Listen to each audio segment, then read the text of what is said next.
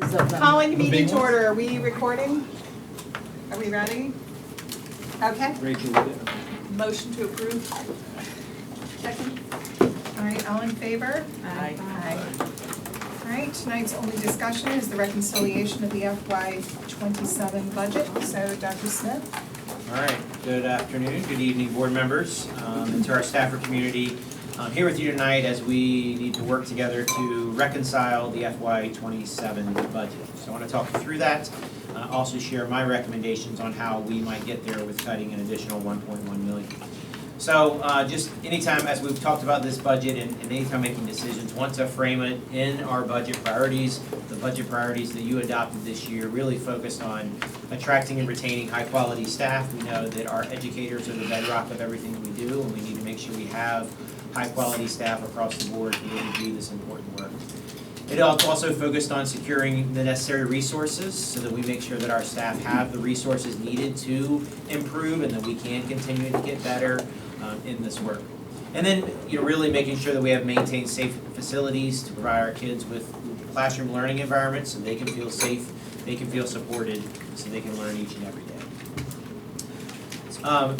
On July 7th, so last week, the Board of Supervisors did vote on Resolution R26-260 to budget and appropriate the state funding as you requested from the state. And so you did request that to return $1.325 million to the county. Their amended resolution did reduce our allocation by an additional $1.075 million beyond what we had anticipated, and so that does create a reconciliation challenge for us, and so that is really why we are here this evening, and so what we want to talk about this evening. So here's our funding update based on what was appropriated. You'll see that you'll see the state increase, the request, and then you'll see what was funded in the appropriation from the Board of Supervisors on July 7th. You will also note in the far right-hand column here on this slide that the at-risk funding, the special education funding, and the one-time funds, those items all remain the same. At-risk and special education are restricted funds. They really have to be restricted to those particular items. One-time funds are just that. They are not reoccurring dollars and really must be spent on one-time expenditures. So really the cuts come to the unrestricted line, and so you'll see that there at the 1.75 million that was funded, leaving us at an overall total proposed increase of just about 6.4 million. So I want to talk through each of those here tonight, and then we can go from there. So again, special education, no change from the last time that we had this conversation on June 30th. I'm proposing that we still keep with those. We were ready to go then, and we're ready to go now to try to do our best to get these folks, get these supports in place, really to support special education. As I mentioned then, and I'll mention again, special education remains our lowest achieving subgroup. We're below the state average across all areas, and really an area that we need increased support. And so this would reduce the elementary level 1 teacher caseload to 15-to-1, which is your adopted staffing standard. It would also provide differentiated support for our 3 schools. It would increase our recruitment and retention supports and efforts, and it would also provide some additional 504 support through diagnosticians. I also want to, I'm sorry. Would the diagnosticians go into middle schools? Yes, ma'am. So we have diagnosticians a half-time in each one of our middle schools, and we have one of our middle schools that has a full-time. And so this would allow us to have a full-time diagnostician in each one of our middle schools. And tier 3 schools, will you send us which schools those are going to be? Yes, ma'am. We've been working on that tiering criteria, and I can tell you the tiering criteria takes into account student achievement of the students with disabilities. It also takes into account the percentage of the population of students with disabilities in that building. And then it also takes into account the new and provisionally licensed teachers in that building, knowing they need that additional support. And so we've cross-referenced all of that data to say, how do we tier our schools based on that? And so So currently, we don't have them charged, like these schools are going to be receiving this right now. You're still working on the data for that. we have it. I told our team we wanted to get through this tonight, and then we're meeting tomorrow to finalize that tiering criteria. Okay. But we've tentatively, we've identified 3 elementary schools, 2 middle schools, and 2 high schools. Okay. And That the would be our scores, tier the 3 test schools. scores, the teacher experience, Yes. and other criteria. And the level, the number of. The The number of students. students in each Okay. level. Are they- Really, it's the percentage of students, so even if you're a larger school, it's still the percentage of students students' Oh. disabilities compared to your overall population. Okay. So I also want to share an update on the one-time funds. There has been some shifts here since the last time we spoke on June 30th. If you recall, when we brought you the year-end list item, we thought we might be able to get to the first item or potentially the second item on the list. We actually were able to get to the third item on the list, the stage rigging repairs. And so that item was able to be taken care of out of end-of-year FY26 funding. We've also, you'll hear tonight that there's also some other potential expenses that I think we need to consider, and frankly, I thought it was too much to get into tonight in terms of the one-time funds because I felt like we needed to focus on the reoccurring dollars with our operating budget. But we are concerned about the increased utilities. You'll hear about that here shortly that I think FABC should take a look at. And then there's a bill that passed around our payroll requiring us to look at twice a month payroll for some employees. And so I think FABC has discussed that before. And so my recommendation is that we would take the one-time funds, the $1.9 million, take it back to FABC to have an additional discussion. Once we have additional information on utilities and we can have some other information around the new law with payroll to be able to consider some of that. Do you think that you're gonna be able to get the data around utilities when 3 of the schools are new? I mean, it's just not gonna, or are you just And gonna their use square what footage you? is larger. It is gonna be tough, but we at least need a few months to get in them and we can start to project some. We do know that we are seeing increases in electricity and water, and so we're trying to project some of that out. But we just thought it's probably responsible to have that conversation based on the data we have before we go in and spend the one-time funds. But we did put some money in for utilities Yes, ma'am, that's for the coming new up. schools, right? Yes, we put in for utilities for the I new schools remember based having- on what we knew at the time. Right, so we're not talking about starting from zero with utilities, we're talking about inflation. Yes, ma'am. Yes, because I think I heard in Rigo County, it's like a 25% rate increase for utilities. I don't know what ours is. We're expecting about a 24% increase, is what we heard, but we don't know what the usage is gonna be in our new schools. We're trying some other cost-saving measures, so trying to see where we're going to be. And so that's where you'll see, I have proposed, that's one of the key driving factors that you'll see here tonight, that I'm recommending putting some additional money in utilities for next year. So then, after we talk about special education and the one-time funds, that leads us to the unrestricted funds. And so that's where I think a lot of our conversation will be tonight. And so this was a very difficult conversation to really take a look at this and try to see where we should focus and what my recommendation to you would be around this. So this is really a summary slide, and I'll talk about each of these items in more detail here in just a moment.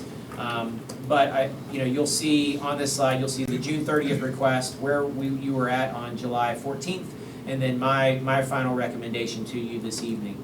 My recommendation does prioritize the middle school SSOs. That's one SSO in each of our middle schools. And that's a smaller amount than you've seen before. That's $185,000. But part of the at-risk funding, that includes $250,000 from the at-risk funding. So all of the at-risk funding that the additional here does go to that. It does qualify as a qualifying expense for at-risk.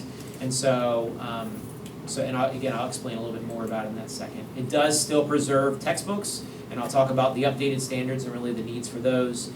I'm going to jump down to departmental reductions. So we had $302,000 in departmental reductions. I am recommending that we keep with those reductions, but actually put that money into utilities, knowing what our utilities. So that's where you see the increase in what you saw in July 14th, but actually up that and add that to that line. So you'll see a final recommendation of $669,000 additional dollars, reoccurring dollars going into our utilities. As we looked at buses, the original request here was for 5 buses. My recommendation is that we move that back to 2 buses in the operating budget, and so we reduced that by 3. Targeted paraprofessionals was also an identified need, and we talked about this as along with the conversation around interventionist, and so the recommendation is to pull back and no longer fund that. And then the counselors, 4 FTEs to take us from 300 to 1 at the high schools to 275 to 1. That is also pulled back. And so, again, a quick summary slide, and I'll talk in more detail about each one of these. But you'll see that's where we get to the total of $1.075 million, which totals the amount that we need to cut and reconcile here this evening. So by pull back, do you mean like completely cut and not seeing us doing this in the foreseeable future, or like? For the FY '27 budget, for the current The budget. county's appropriation was cut by 2.4 million. We had offered 1.325. So now there's 1.1 million left, like 1.075 we have to come up with. Okay. So another way to put that, Safi, is looking at this entire list, we had to come up with another $1.1 million of cuts. So I had to look at and say, where do those cuts need to come from? And how do we prioritize some of those things? And I'll explain a little bit more about how I went about doing that here in the coming slides. But another way to look at it would be that we are reducing the additional costs that we were projecting to spend. I mean, we're still getting more money from the state than we were when we adopted our budget originally. Yes. So, I mean, we keep talking about cutting, but we're still, realistically, we're getting more than we had when we adopted the budget. We did, yes, we did have to reduce our cost, right? Yes. So, again, so let me talk through, I'm gonna talk about, again, each of these in more detail. You know, as a part of the budget process, you prioritize middle school safety and security officers. We are one of the only division around us that does not have school-based safety and security officers in our middle schools. We showed that chart. We actually showed that when we went to the Board of Supervisors, and that was a need for us. Our middle school administrators are currently taking on these responsibilities, and it does pull them away from some of their other responsibilities.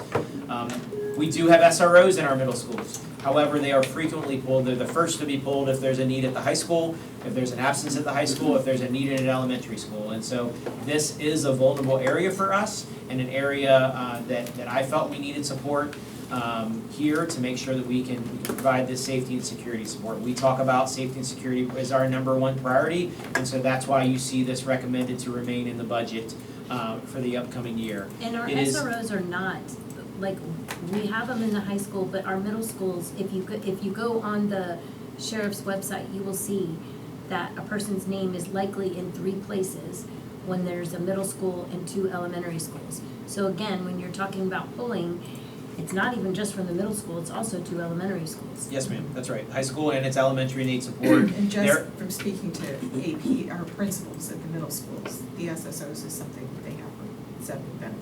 There is some requirements, even state law. So for example, anytime there's a threat assessment, we are required to have an SRO there. So if there is a threat assessment at the elementary level, they are pulling that SRO. If there's an absence at the high school, they're pulling that SRO from the middle school. So middle school is often left without support. Well, and we learned that SSOs work for us, SROs work for the sheriff's department, and so the principal can actually have more conversations about what the work is for an SSO, whereas they can't with an SRO. The SSOs are going to enforce school board policies and school Right. policies, where the SROs are going to enforce law. Right. Yeah. Yes. And so this was one of your adopted staffing standards in 2022, one that's been unfunded, and we've been unable to make that happen. And so it is leaning on that guidance as well, so that we can prioritize safety and security. Textbooks. So textbooks is another line item that I'm recommending we leave in. We have new standards at the state level, new standards that our teachers are required to teach. And they need the instructional materials in order to do that. And so we need to make sure that our textbooks and resources are aligned to those standards. You'll see that we last adopted textbooks in 2019. And so many of our textbooks and some of our resources are outdated or incomplete. And so, as we talk about our focus on literacy and our focus on math, this budget does include a K-12 literacy adoption. It does include some math adoption there. It includes some consumables, and so that's really understanding these are the core materials that our teachers need was really essential. You'll see on this slide I also try to include in each one of these what are the consequences of the cut, and so we wanted to look at that as what are some of the things that could happen if we don't fund each of these items, and you'll see anything from using the outdated materials to it will also burn out some of our teachers. You have new teachers come in that don't have appropriate materials and they have to do additional work. It can lead to a decline in student achievement. And so being that student achievement is really our core mission is the reason that I recommend this remain. When you say consumables, are you talking like workbooks? Some workbooks. Oh, we're bringing There's that- some okay. history ones that are a part of our curriculum, that some grades 1 through 6, some elementary ones that we have with history. Do they use them? yeah. We have- If they didn't use them, yeah, we A lot would. of times, we've had those. They start and not finish and. Elementary social studies uses them. Okay. Will we be able to get them?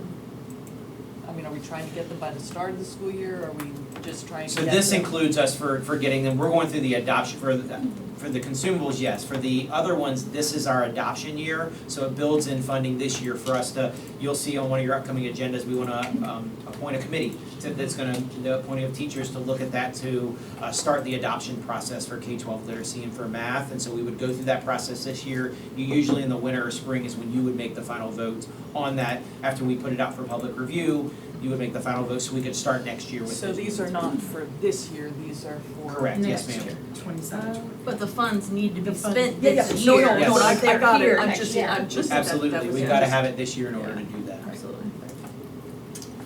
All right, utilities, and so, utilities is not, really a choice that we have. It is something that Well, we. sure, we could just not pay the electric bill, right? Not build the tank of those school buses. So we do, you know, this is something that if we did not have the funds in this line, we would have to find and cut it elsewhere, right? And so we do know there's an increase in our utility rates, specifically electricity, and also in water. And so, so we have been monitoring these and really looking at this. We do think, so I did explain how we got to the 669,000. We think that's probably the low end of what it could be in terms of our increase. We do think it could increase a lot higher than that. But we know that we need to put some reoccurring dollars into utilities for the upcoming year. We need to see where our 3 new schools come in terms of their utility costs. So again, we are looking to get a better idea of this in the fall and want to bring it to Fab C. But it is an area that we're concerned about going into the year and thought it was only responsible that we allocate some funds, some reoccurring dollars into utilities. And we did add money for fuel. Yeah, that's Yes, the budget. we did add So- $450,000 for fuel in what you approved previously in the budget. So I think we're at roughly $1.1 million worth of additions to fuel and energy use, energy costs, utility costs already that we had added into our budget. So where did you come up with the number? Because originally in the June and July, I think I saw it was like in the 300,000, but all of a sudden it jumped to double that? So it was 300,000 originally, and then it was now, I put all the departmental cuts, I moved those departmental cuts into No, utilities. I'm saying, where did you come up with the number 600? Why 600 rather than Oh. 300? Yeah. It's What between- could- in 2 weeks. Yeah, Into- really, it was honestly, what could we afford, what could we move to be able to allocate there, reasonably to try to make sure that we could get enough money that we could there. It wasn't that, I mean, we would like to put a little bit more in there, right? But this is what we felt like we can put the departmental cuts in there. We cut just about everything else.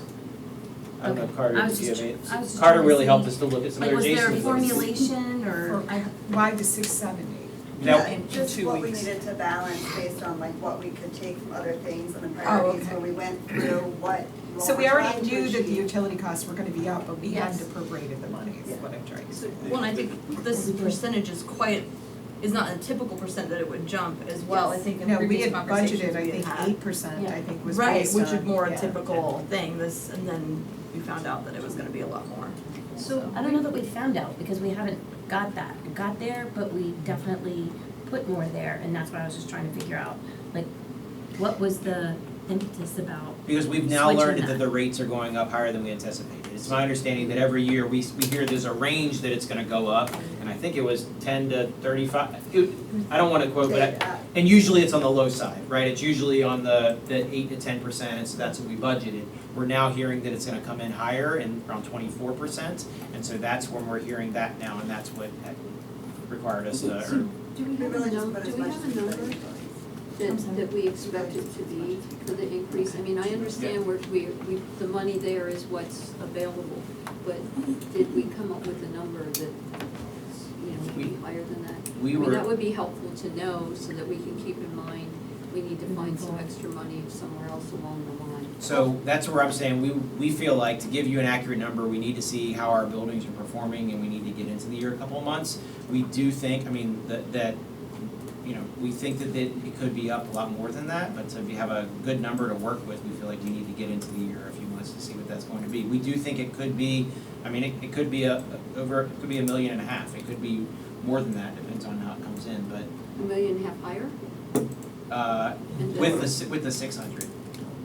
With the 600 included. Could it be less? It could be less, right? When you say with the 600, you mean like Well, we 600 just dollars? said- 600 was. We have a line item, what was our line item for for the utilities? The adopted budget from April is about 8 million. So if it's 25%, that's $2 million more than we might. Could be.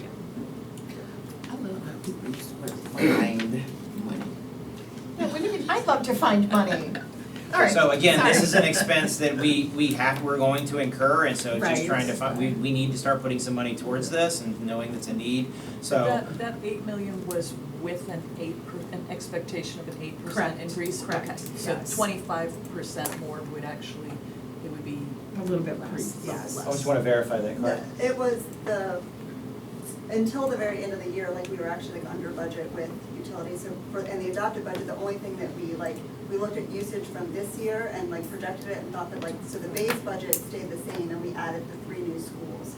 Now, since rates are going like way up, like, because the rates, we didn't put in the budget 8% over the prior year. We put 8% projected based on usage. So it was still within the base budget of 26. We added the 3 new schools, thought that we would still fit in with that 8% base, and then we realized that we will not anymore because our usage is up, the 25% on all of that. Does that make sense?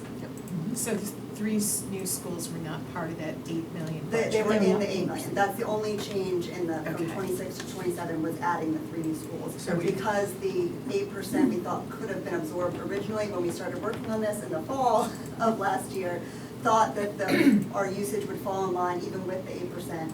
Obviously now that is not the case. So 3 months after we start school, do you feel like you'll be all in a position to give us an estimate for the year? Be in a better Because situation. we're gonna have to be Yep. looking at this. And then, yeah, we'll have to Early, pick that up again and early. keep track of that. Would like to bring that back to FAFC and continue to keep FAFC updated throughout the year. Well, the entire board too. Sure, absolutely. All right. Departmental reductions, again, we did look at this, when we started the budget process to look at each department and where we are. I've worked with each department to identify some of those areas of things that we needed to cut. I did that in this first round when we came back around, and this is the area where I feel like we need to send, not restore these cuts, but then send them to send those funds to utilities for that. Buses, in order to, I shared this with you previously, but we do have currently 12 buses in our operating budget for annual replacement. We really need to be at replacing 20 to 25 buses per year. That puts us on a full replacement cycle of about 12 to 15 years within our 300 bus fleet. And so we need to have that cyclic replacement. We were hoping to get some more in this year. And so you did see there were 5 that were within this deferred budget, the deferred items. There were 5. Looking at this, we cut back on 3 of those and included 2. So we will now, if this is approved, we would have 14 in our operating budget. Every year we try to use some one-time funds or there's some one-time funds in order to purchase some additional buses that get us to the 20-ish.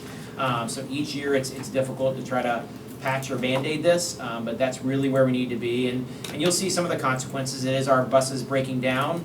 They require more maintenance, more operating costs. It could require some delays. And so it is something that we do need to be aware of and just for continue to public focus on. reference, it takes us 9 months to get a bus from the time we order it. So anything that we can't order now doesn't get ordered until next year if we have money left over, and then we won't get it until the following school year. So Sometimes it takes even longer than 9 months. sometimes it does.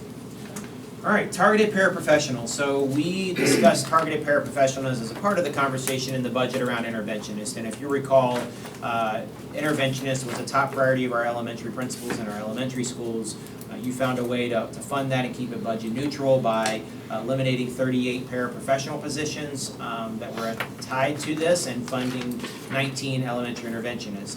Within that discussion, we talked about differentiated staffing to really support schools with the greatest literacy needs. We need our students to read on grade level. It's one of our core functions.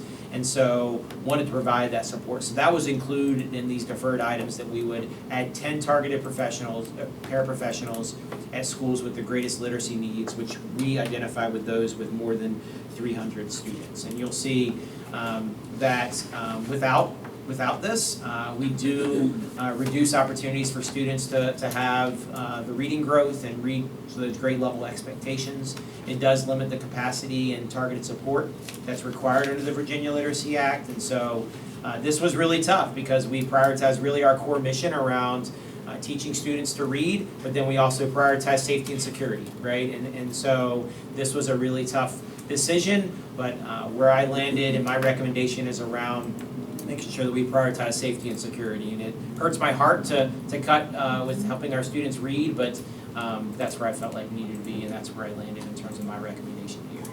May as well before Okay. bloom.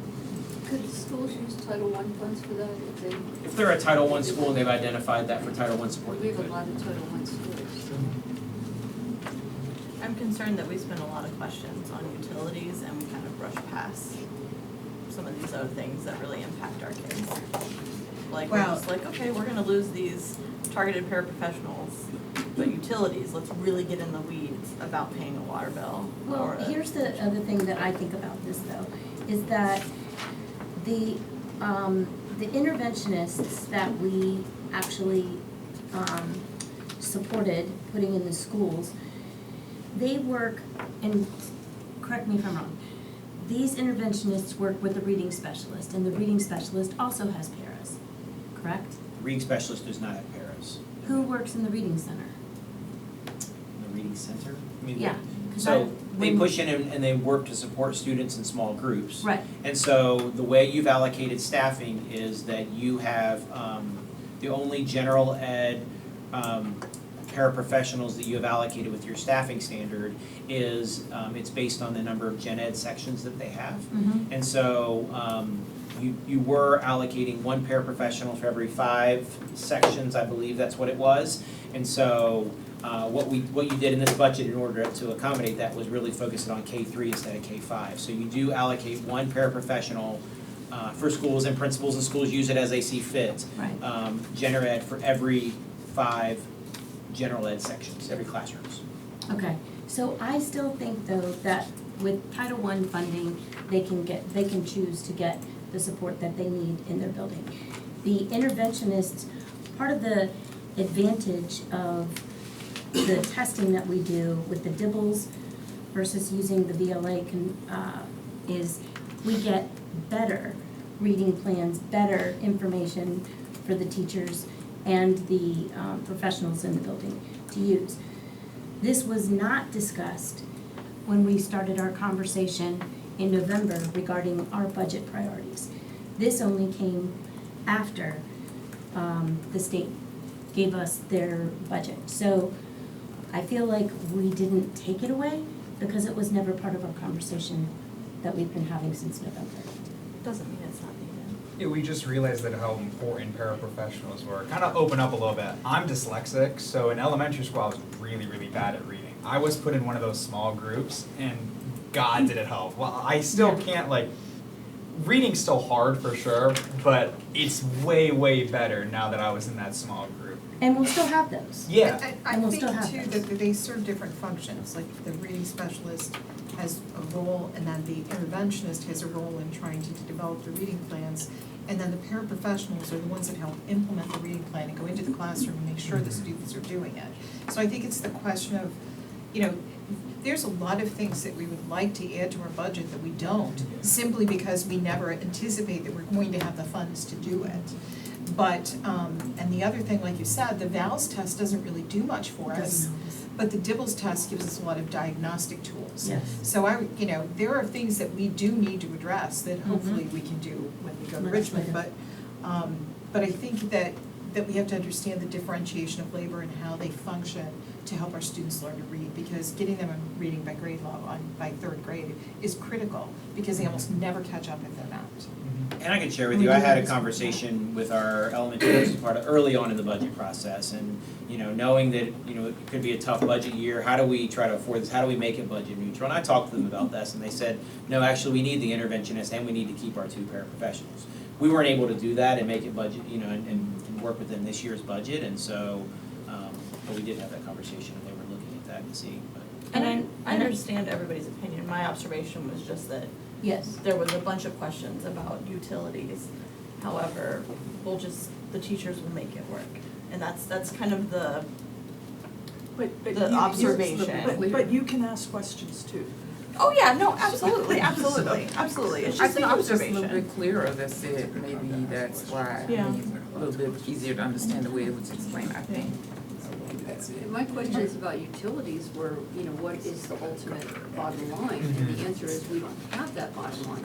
And it took a while to, you know, to understand on my part that, you know, we're adding money because we know it's gonna be more and it's probably gonna be more than that. So that's why I was just trying to clarify where we are with utilities, and I understand now that this can't possibly be, at least begin to be clarified until we're in place for 3 months. So that's, you know, that's something that we have not had that discussion before, so it's not a matter of this is more important to me than these other things, but, you know, I recall discussions on the other items and I understand them. So I don't think it's accurate to classify the discussion as putting utilities at a higher priority than, you know, than the classroom assistants or the buses or any of the other ones. That's just my perception here. And if we didn't have the extra utility costs, we could afford the intervention of the paraprofessionals. Going back to what Ms. Randall started that last piece with was, I think you said that we hadn't originally talked about the paraprofessionals, so is it taking away when it was not something that we had initially thought of? And the way that I kind of processed it is, okay, so if I have a winning lottery ticket, well, I'm spending that money that I'm getting mentally, right? But then when I take it to the lottery retailer, like, oh no, that's a 56, not a 58. Oh my God, now I don't have that money. So I would feel like, oh crap, I just lost that new truck I was gonna buy, it got taken away. You understand what I'm saying? So I think that's how I was Process. quantifying it as being taken away. Gotcha. It's quite the analogy. Thanks. Kind of a I clarifying think it's still question. down to chickens before they're hatched. I got lots of chickens. Go ahead, Sal. Kind of clarifying question, the increased utility cost, is that on the low end of like the estimate? Okay, Yes. Yes. gotcha. And with 3 unknowns, because we don't know what usage is gonna be at our new So the new schools. schools, yep. Well, hopefully the new schools will be very efficient. Energy efficient, And yeah. they're- I'll put they solar are. panels on They're- top, they're- got it. That's how they were built, right? They were designed built them. to accommodate solar panels. Right, but they all have their air conditioning running practically nonstop because they're building the schools. Yeah. So I don't know that this year's utility will Be a good it will be an but It'll it be a is this high. year, so it will Yeah, it'll be be falling high. this year. So counselors, this is probably the most difficult recommendation that I had to look at and provide you with today. We know mental health and safety needs continue to increase. We know of some of the situations that we had this past year. We had four students confirmed death by suicide this year. We had 2,956 crisis referrals for behavioral and mental health support. We had 845 suicide risk screeners that resulted in over 300 full suicide risk assessments and 307 threat assessments. And this is just in the mental health realm. This is not academic planning that our counselors are responsible for. This is not supporting students in other ways, which they are for the 300 students that they're assigned. And so looking at this, knowing, also hearing from our students, I will say with our student advisory council this year, and I know Safi and Talea can speak to that as well, one of their top things that they prioritized was around the work of our counselors and how the workload that they take on. We recognize the importance of knowing your counselor, knowing who they are, knowing that they can support you, knowing the resources, and our counselors being able to provide that. And so, given all that, we've had a lot of conversations around mental health this year, and so we were looking to be able to take the staffing standard that you adopted back in 2022 was 250 to 1 at high school. We've met the standard at elementary and middle school, we have not been able to meet the standard that you set at high school, and we're currently at 300 to 1. And so, we initially thought we could get down to the 250 to 1. At our last budget conversation, to give some additional funding back to the supervisors, we went up to 275 to 1, and which would give us 4 high school counselors. And then looking at where we are now, I have to recommend that we don't pursue these counselors and really put our focus on the physical safety and security of our students through middle school SSOs. And it's really tough to be able to prioritize physical safety and security versus mental health and security. And so, just frankly, that was a really difficult decision, but having to make that decision and understanding that students need to feel safe in our buildings, in our schools in order to learn. They need to feel safe physically, but also, we need to also be addressing their mental health. So, I am recommending that we not fulfill this staffing standard, this year. I'm hoping it's something we can revisit in the future, because it does continue to be a need. So the number of referrals and risk assessments and threat assessments that they have to do also bumps the normal function of those counselors, so they are unable to fulfill those roles. They don't have the time, and I have a lot of data that I'm gonna talk about later in our work session. I have a lot of stuff I wanna talk about later, but I'll go through that at that time. But you're right, that the caseloads that our counselors have right now in the high schools, they don't have time to do anything but academic advising, post-secondary planning, IEP meeting attendance. They just don't have the time. They don't. So they're not able to use the relationships that they built with kids over the course of 4 years of having the same counselor to be able to have a conversation with them about mental health, because their time is taken up with this other stuff. That's why I'm extremely disappointed that we don't have the money to hire these counselors, because it's going to have a massive impact. So, that's all right. It's a question just because I'm curious on like the genuine impact as if we were to implement this in the first place. Is I understand that the ratio is changing, which means that it's different for each school depending on the population of that school. So are you looking to adopt like how many counselors per school, like on average? Like is it 1, is it 2, like what does that look like? 4 for 6. 4, okay. 4 counselors for 6 For schools. 6 schools. So currently, we're at 3, the ratio is 300 students to To 1 one. counselor. Uh-huh. So we staff based on that. Mhm. If we were to get to 275 to 1, we would need to provide 4 additional counselors across our schools. Okay. And so to meet that ratio. Okay, thank you. And is this implementing an entire new counselor, like hiring a new counselor? It was 4 new counselors. So the original recommendation was for 8, because we were trying to get to 250 to 1, which was our staffing Okay. standard. So we were trying then to get halfway there to 275, we were just unable to do it. Okay, but it's a whole new employee, correct? Yes, it's a whole new Okay, employee. I remember from the student advisory committee, the presentation that the students gave was using the school psychiatrist. Did we look into that at all? School psychologist. Psychologist, I my have, bad, I yeah. have data on that too, if you wanna hear it. My- The school psychologist, and this, I spoke with the director of counseling from a high school to get this information. The school psychologist time is taken up almost exclusively with testing and Okay. IEP meetings. Gotcha. So And yes, court. that would be, so that would be a great resource, Mhm. but they Just don't have not time. enough time. They don't have time. And a school psychologist isn't trained for that. No. I mean, it's a PhD in school psychology, which is test and measurement, so they aren't really, they're not clinical psychologists. And if you wanna ask about, Safi, if you wanna ask about the school social worker, I got data on that too. It's the data man over here, huh? So the school social worker's time is almost exclusively taken up with working with students that have a counseling accommodation in their IEP Okay. In court. and court. So And if there's crisis, if yeah. there's a non-IEP student or a non-special education student that is that wants to talk to the social worker, they can't. They can't, yeah. They can't. Gotcha. But yet we present data to the student group and to the public that said, we have counselors and this is what they do. We have social workers and this is what they can do. We have school psychologists and this is what they can do. And the fact was that the social workers and the school psychologists can't do those things because of exactly what you said. So that's frustrating. So if we've made the staffing standard in elementary school and in middle school, but we have not reached our own set staffing standard, of all of those stats that you rattled off, how many of those happened actually in high schools?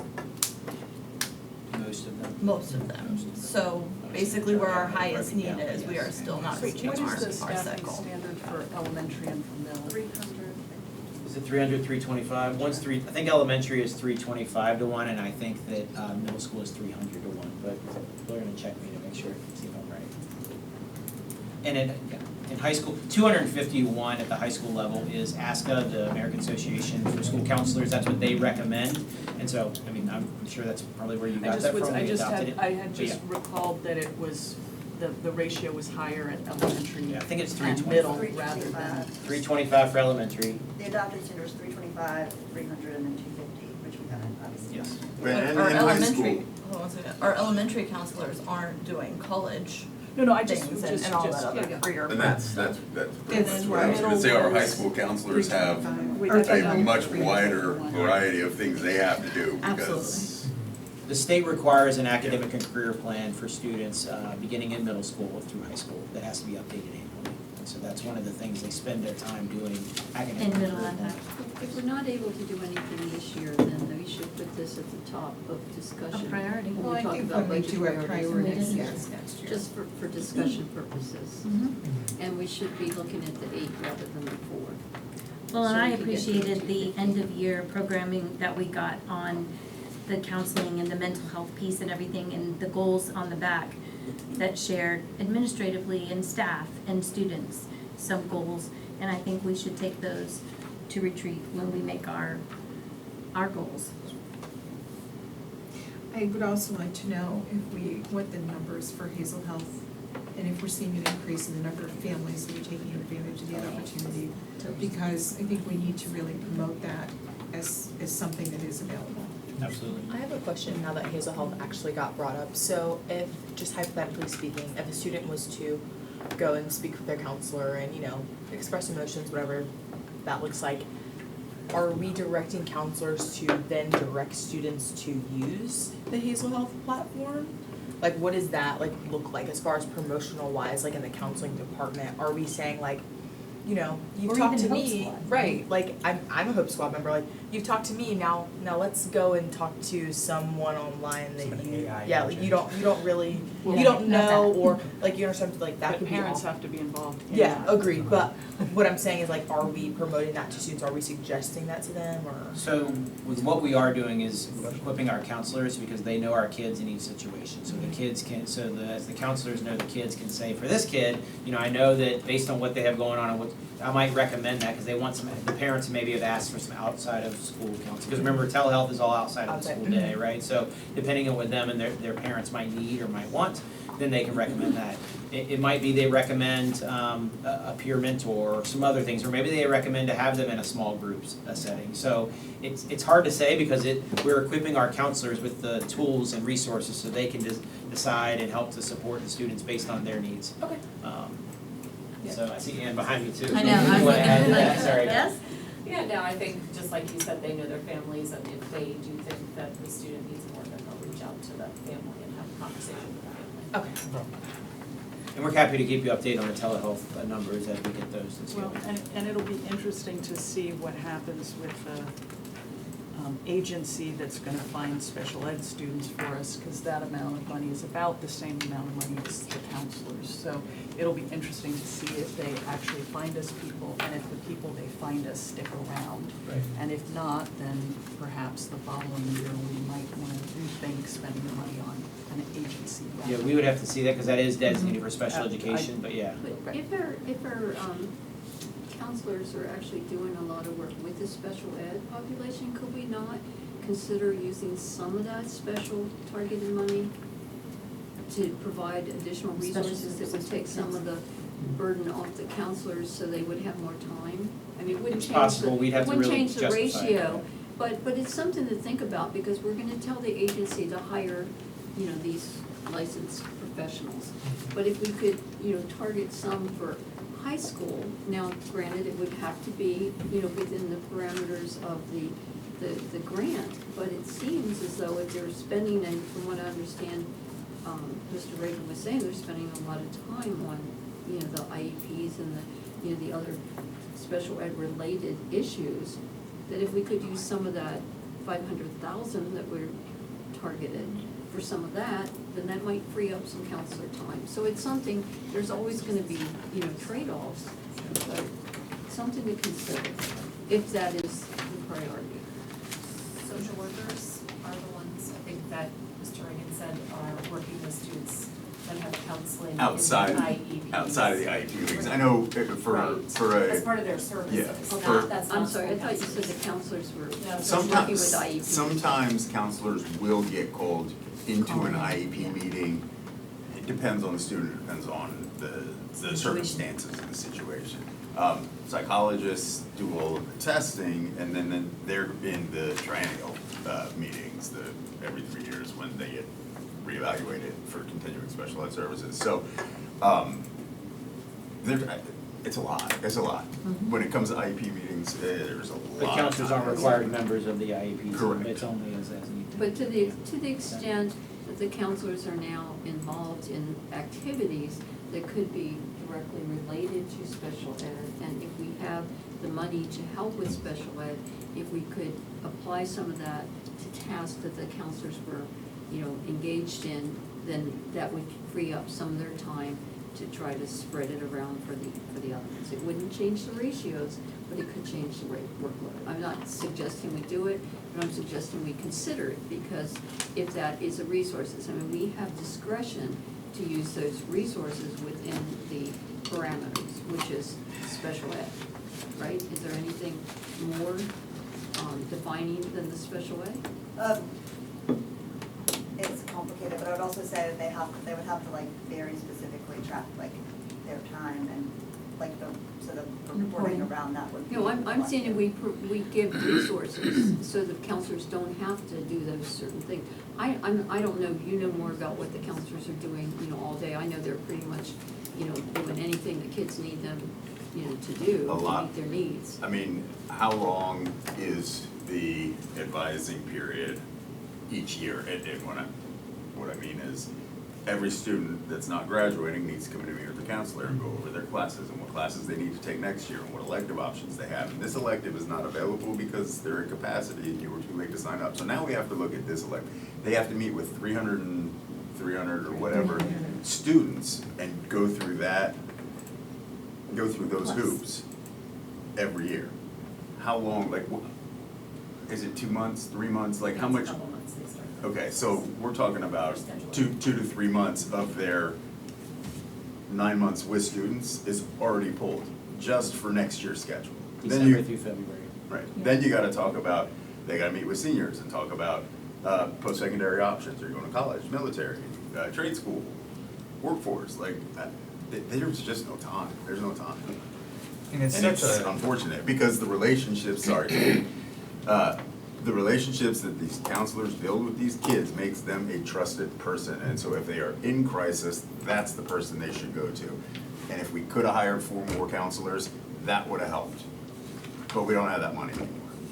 And that's gonna hurt our kids. And that's why I'm unhappy with where we're at today. the class scheduling process is so dragged out. I was with my counselor in the beginning and I was like, okay, I want this class, this class, this class. I met up midway through and she said, okay, so you wanted DE that. I was like, whoa. I don't remember selecting any of these boxes because I couldn't fully remember what classes I really wanted. And that's where the counselors were coming. The counselors would just speed up that process and make it faster so I could actually remember what classes I want and make it more of a streamlined process, because those classes for my senior year will probably define how I act going into college. If those senior classes aren't the classes I want, I'm gonna be an unhappy person in senior year. That might push into college. On the opposite hand, if those classes are exactly what I want, which they should be since I'm a senior, I'm gonna be such a happy person, I'm gonna be fully developed, I'm gonna have all my college credits to transfer in, and I'm just gonna be an overall better person, and that in itself helps Stafford, helps the students of Stafford. And you're an extremely high achieving student, which is amazing, taking Thank you DE so much. classes and AP classes and everything. But if you look on the opposite side of that coin, Mhm. then you have kids that are struggling to meet graduation requirements, and counselors then have to go in and look at, okay, can we get a locally verified credit? How can we get this kid out of high school? That's more time taken So away much from. work, Yeah, I mean, it's insane that we're not hiring more counselors with the money that the state gave us. It's absolutely insane. So in summary, I took a couple summary slides for you here. This is the slide I showed you at the very beginning. Crossed out that we would reallocate the departmental reductions for the utilities, reduce the buses by 3 buses, eliminate the targeted paraprofessionals, and eliminate the counselors, which would come up to the 1.075 million needed in the reduction to reconcile. So that would be my recommendation. I also have 2 other points. I do want to come back to the bonus, and the reason I wanted to come back because there has been some staff confusion around this. I know supervisors were talking about a bonus for constitutional officers, and then we got questions on this. So just wanted to be clear. I think our board members are aware of this, but just for our staff and community, that this is the information we've shared on the SOQ bonus. It does have a state share of 3.6 million, but it also requires a local share of 1.79 million. And so our board has accepted the state funds, but we have not identified if we're going to be able to give that because we don't have the local share at this point. And so it has not been determined by this board that we will award a bonus or provide a bonus. We frankly don't know whether we will have that funding or not. And if we don't have that funding, we will have to return that money to the state. And so just wanted to be clear that funds have not been identified or appropriated at this point in terms of that. We would need additional supervisor appropriation of that 3.6 million from the state, but also in order to give that bonus. And we were not allowed to use the additional money we got from the state to cover the bonus. Correct, it would have to be correct? local funds. We can't use state, it's a local match, and so that's correct. So you did not have the option of when you brought us this to say, I recommend that we take this one-time money that's 1.9 and use it for the bonus. That's correct, so that's state funds. So just in summary here, you'll see the unrestricted funds at 1.75 million, the at-risk special education and one-time remain the same. Just wanted to give you a brief description on what I presented tonight. I shared that the at-risk funds partially fund the SSO, the other part is from unrestricted. The other unrestricted funds I'd recommend go to utilities and textbooks. And a few buses, I should have put the 2 buses on there as well. Special education for the elementary level 1, the diagnosticians and differentiated support. And then I'd recommend we take the one-time funds back to FABC for review, given what we shared earlier. Then I just put another note on this slide. There's been no decision on bonuses, as funding's not available. We need to identify just for clarity of everyone on where we are with the bonuses. Question about the one-time funds, are they restricted to the repairs and? Possibly, we could use some of that for these buses, We could. possibly for the So textbooks. there is some buses I mean, but included there in the is a one-time way, funds. but- There is in the one-time funds that you approved on the end of your list, there was But the that- 3 I'm buses. talking about that 1.9. Yes, that was included in there on the end of your list. Is that, right, but I'm looking at this, the final recommendation, Yep. and I appreciate your suggestions, I think they're a really good, point to start talking. But if the board, is concerned about the counselors and adding at a minimum these 4 counselors, there is a potential to use some of the one-time funds to cover some of these other things that you're recommending, such as the 320,000 for the buses. Is that an option? Yes, then that would turn into one-time funds, and so that would not be in our Well, operating budget, so right? once we Yep. get that bus, we're gonna have it for 12 to 15 years, so I get it, believe me, I've been around this, barn a number of times. But my suggestion is just, if there's a will, there's a way.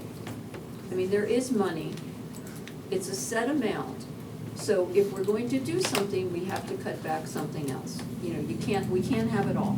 But if it's really critical, to the majority of the board, to put those counselors in now, then what we need to look at is what potentially, not on what's here in the recommendation, but what could be paid for with the one-time funds, and then we'd have to look at what's gonna be deferred from the one-time funds. And I'm not suggesting we do it or don't do it, I'm The saying problem is putting it can counselors- be done. Putting counselors on a one-time fund means that we might have to take them away. No, we're not. No, she's not. That's not what I'm saying. She's suggesting putting buses on the one-time. I'm suggesting putting, something like buses. Buses, you can say these particular buses are one-time because they're not gonna be replaced for 12 to 15 years. So you're saying this 320,000 that is for buses currently? Well, it's an example. What I'm saying is, if it's critical to the board, then we have to weigh that with what else we're doing. I mean, if we add something in, we're gonna have to take something out to keep that balance. So And there are gonna we be shouldn't- consequences of any of the decisions. Absolutely, but I don't wanna just say, oh darn, you know, we have to cut that and it's out of the picture. I mean, anything is going to be painful. But, look, and I'm sorry if I'm gonna derail the whole meeting with this, but we don't have to be here. We had the money for everything. We gave an extra $1 million back to the Board of Supervisors from a phone call, after we voted as a board, after the will of the board was decided. That's why I have a problem with where we are. Your points are 100% right. We can find that money, but we're gonna have to give something else up. We didn't have to be in this position. Well, but we didn't have it to begin with. Your lottery ticket was a perfect example. Right, but it was given to us, and it was voted on by the school board to appropriate the funds in this manner. And then a phone call was made, and that money got taken as a result of that phone call. I don't think we can attribute, you know, the action of a board to another board to a phone call, but that's, When It a was person said in on the this meeting. board subverts the will of this board, It did the not. vote that this board made, and gives an off-ramp to the Board of Supervisors, who has to ultimately approve the appropriations that we voted on, that was originally approved, until that conversation happened, then that $1.1 million gets taken from us, from our students, from our staff. Yeah, that's one person. One person subverting the will of the board. And, I mean, that's fact, Trish, it's fact. I just don't think one person has that power. One person has that power if they tell their representative something and their representative acts on it, Anyway, that. especially if it went against You know what the what? board decided. We're here today to deal with what we're gonna do, and all I'm suggesting is if it's that important to the majority of the board, and I'm not saying it is, I'm not saying it's not, it can be done. Because we've got one-time funds, and some of those, and I know you have to categorize it, but generally, these things can be worked out. And I was just gonna say on the buses, so that Chris Fulmer is not screaming at the TV from North Carolina, that, in the base budget, He's not here. there's only 12 buses and the cyclical replacement, and we need to get to 20 plus, so we're never gonna get there if we don't incrementally add these buses to recurring money. And we can hope and pray that we always have one-time money to offset the buses and keep doing that, but we're just kicking a can, and I'm sure Chris is screaming at his prompter that we can't reduce buses any further.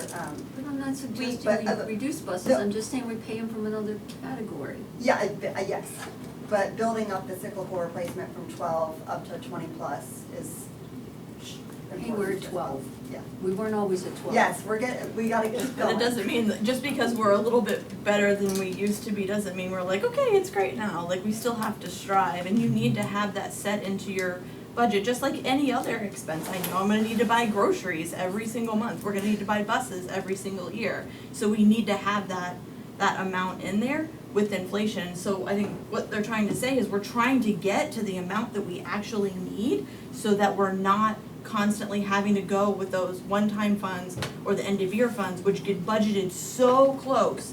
We budget so close every single year. Those end-of-the-year funds go so fast. And we can't count on those with things like inflation and utility costs going up and gas prices going up. We need to just budget for it because that's what we need and our kids need it. You know, if we didn't have to add the extra money for the utilities and for the fuel, the 1.1 million would be less of an issue. But now, That's true. we have both these things that we have to address. So I'm not, this is the end of my discussion. All I'm saying is that if it's important and you wanna do it, there's a way to do it. Dr. Chase, do you have any suggestions, or you've been around this? Yeah, I mean, Learn before. I mean, really, it's just the will of this board, whether you wanna do one thing or another, and, And I'm not suggesting one or the other, but Ms. Fields, you specifically said, oh my gosh, we're not talking about the kids and the impact of the kids, we're talking about keeping the lights on, keeping the utilities on. So this is an opportunity, should the board choose to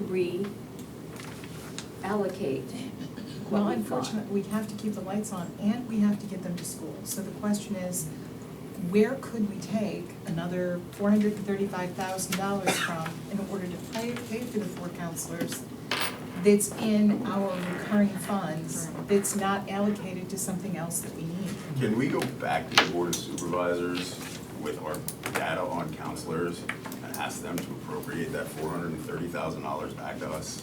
Is that something that, you guys have been doing this a lot longer than me, that's something that's even worth thinking about doing? I just, for clarity, here's the data that I got specifically from one high school.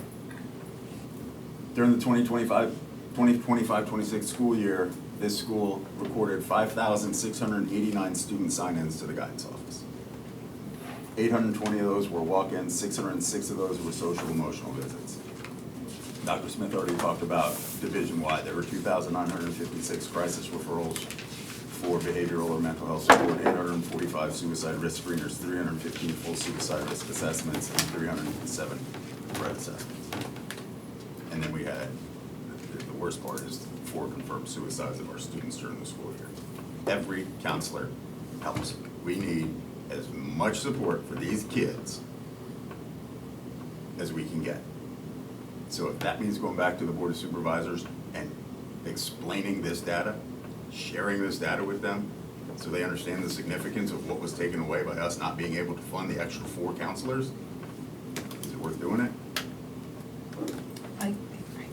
I don't know what the rules are. I think certainly we can talk to our respective supervisors and ask them to consider that. Because we can find the money, you're right, there's money. But wherever you take something, you have to We give have to something, give up something right? else. There's So, no free money. if we could talk to them and maybe convince them to give us some of that back, then it would just be less that we have to take away from something else. I'm just trying to spitball, because Maybe it's the- critical for us to get these Maybe counselors. the, Well, then if it's critical, that's one. Are there 3 other people that feel that it's critical? This is informal, straw poll, whatever. If it is, then we should be focusing on where we're gonna get it. We can always go back. I would not hold my, It's breath unlikely on that they that will. one.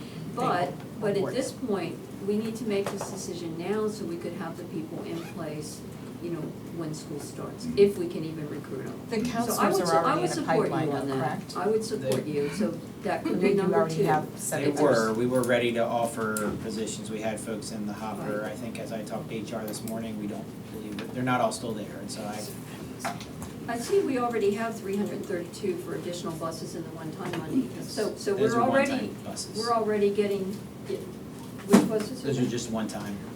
That's Are to they try and special get to ed, the- could we use that special ed money for special ed buses? I do not know what to use it for. I mean, these weren't intended to be special ed. No, but I'm buses, just asking, because I know, in the past, who was the master of this was Kathy Massey. Yeah. And she got the For North Star. Head Start people to pay for a repair on a roof with And federal she bought funds buses. because it was, But and she got bought special ed buses for her buses. school, but the whole county got to use Right, them. did they use Head Start funds for special ed? I'm trying to be creative here. But if the counselors are that important, then we need to do that today and then figure Well, out. At the We'll risk have of, to take at the it from risk somewhere, of so giving we're Chris a gonna heart have to balance. attack, You want a phone for could we defer? He's already texted me. What are they doing? Sorry, that's- I'm sorry, Dr. Warner, what were you I'm saying? trying to look at the funding. I mean, if we took the 320 one-time use money for the buses and put it back into the budget, how could we replace it next? I mean, is there a line item where we could replace it that's not restricted? Well, you mean if we took it out of the undesignated remaining funds?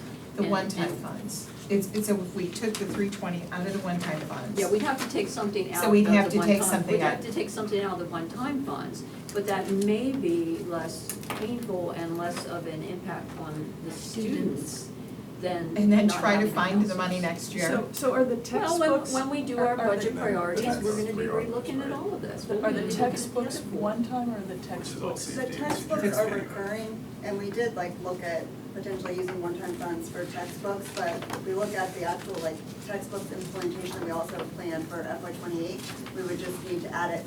It would be a we still have a large amount for implementation in '28, so we have to find that money again, so it isn't really helping the overall. I just was curious. But we Yeah, could- and we did look at that. We could use one-time funds for textbooks, recognizing that next year we're gonna have to come Have up it with more money to add in the in. budget. I mean, it's about priorities and For what are me, you doing? I think that makes the most sense What, to textbooks? take the money from textbooks. Take the money from textbooks Because and then try to a find money textbook later.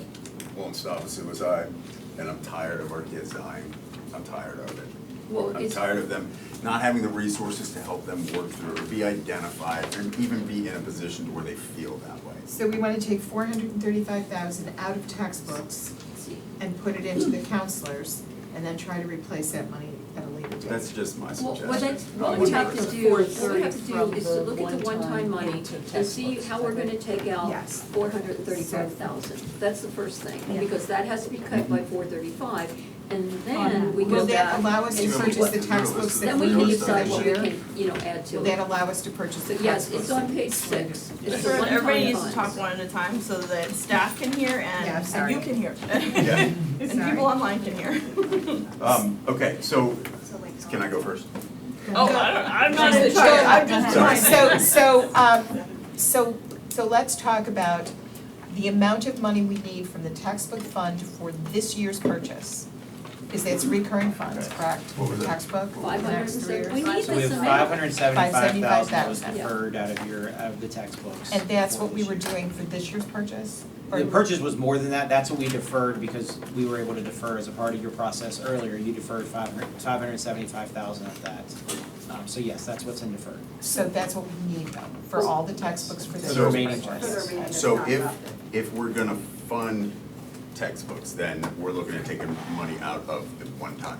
Yes. And as I look at the one-time funds list, it's all safety and security, so I We can take can't. the buses out, we're gonna have to take the buses out. Yeah, and that's the And 332. at the risk of upsetting Chris, Well, what are the security SAM buses So and the- boxes, or is that where somebody goes in the Some keys and school key and a access key? and giving access. And we've lived for without that first for. responders, for first responders. So what I would just remind you, I think, is a part of the one-time funds because of the rising with utilities, because of a new bill around payroll, I was recommending that the one-time funds go back to FABC to have another look. We were able to get, there was 392,000, if you recall, I shared with you, we did take care of number three on the list, the stage rigging repairs. Right. So there is 392,000 available, I shouldn't say available, but available in the Unassigned, one-time yeah. funds, unassigned Unassigned, in that one-time funds.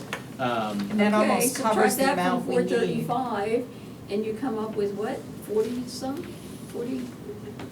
435 or 43? 575? 435. It was 430. 435 for the counselors, Yes. but, 435. 575 for the textbooks. okay, so if we took 435 from the textbooks to move to the counselors, now we would have to replace that No, 435 but he's to the saying we counselors. already have Yes, but we can take 392 392 from the unallocated. stage rate. Okay, so But right now, 435. we've got $392,000 It's that 85 is available. So that That's leaves us 53. 392 available Take from 43,000 one-time from funds. textbooks. which would be a lot easier to swallow than Yeah. taking 435. Yeah. Everyone's taking out their calculators, huh? But that's, So I know so you'd rather is- have it, you'd so rather have just- it there, but if we need to deal with these immediate needs, and I think it's pretty uniform, and our students will reinforce it, that this mental health is critical. And if the counselors are gonna make that much difference, then we should do it now, rather than wait So until can I just next poll year. the board, who agrees with taking the money? Can I just clarify, what you do, but I just I'm wanna unsure. clarify what that would mean, just so we are on Yeah. the same Yeah. page. Go from start Carter to might finish already what know. the money trail is, just do that So one more time. let me try to recap what I think I heard. Okay. Is that in order to fund the counselors, you would like to take 435,100, which is the cost of the counselors, out of one-time funds. In order to get there, you wanna use 392,000, which was the stage rigging repairs that was Yep. there. And then an additional 43,000 would need to come from somewhere else on the one-time list. You would have to not do something.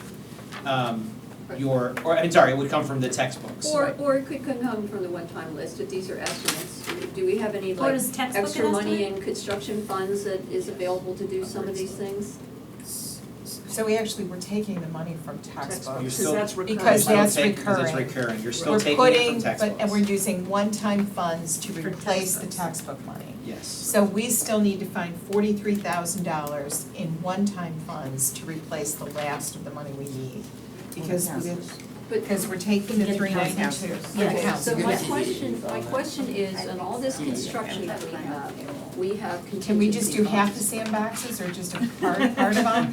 right? How many And I thought you sandboxes said can we get? sandboxes, I thought you were talking about the new So elementary if school. we look at each of the They items should have them. on the one-time list, for me, I think anything that has to do with immediate safety can't be Can't be touched. weighted. So I think we Yes. need to fix the track The at Mountain View. sandboxes and the I security think we need access, to I fix think the those need to be pavement done. at Winding Creek. I think we need to fix the bathroom floor.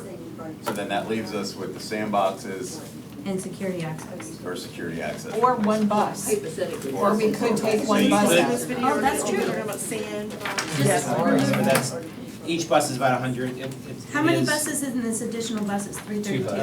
I Is that believe three they're buses? 160,000 apiece. Is that 332 is Two. It's two, but. three buses? Oh, there was only 3 buses. So what if we did 2 and not 3? So I might I think the security sandboxes, we could reduce that by $43,000, we'll do the Fine. ones that we can't do. Hello. I'll work with our security team That's to be good, able to we'll try to take do it, that. right? Is that good? So you would be at Yes. So is everybody in 304. agreement? No, not at all. We Okay. need to go through this again. Okay. Yes. Clearly, slowly, without everybody talking. Can we please let Dr. Smith or Carter, Dr. Carter, Dr. Seuss. go through? Because what I'm hearing is actually taking one-time funds and using it for reoccurring. No. And I know you're saying no, but I'm not connecting that right now. Okay. All right, So- then we need to explain Yep. it to Ms. Fingerholtz what we've been So discussing. I'll try to explain and Carter can help me and correct me.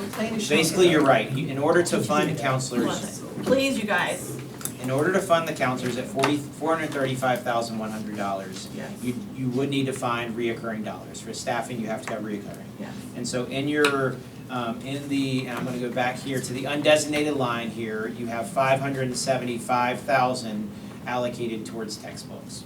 What is being proposed, as I understand it, is taking 435,100 from that reoccurring line, leaving us with, 140.